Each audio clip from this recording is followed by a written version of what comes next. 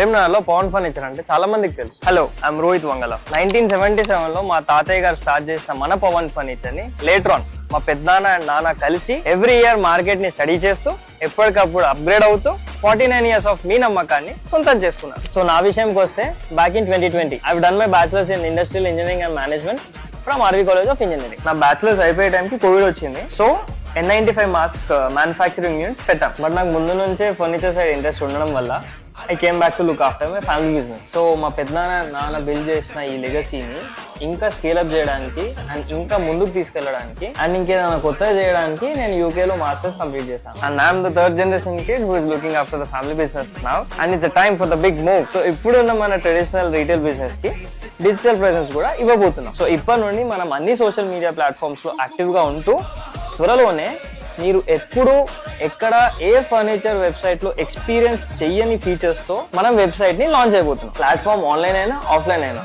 49 years నుంచి maintain చేస్తున్న quality మాత్రం ఎప్పటికీ మారదు. సో ఇన్ని రోజులు మా తాతయ్య గారిని, పెద్దనాన్నని, నాన్నని ఎలాగైతే సపోర్ట్ చేస్తూ ముందుకు తీసుకెళ్లారో ఇప్పటి నుంచి నన్ను కూడా సపోర్ట్ చేస్తారని కోరుకుంటున్నాను.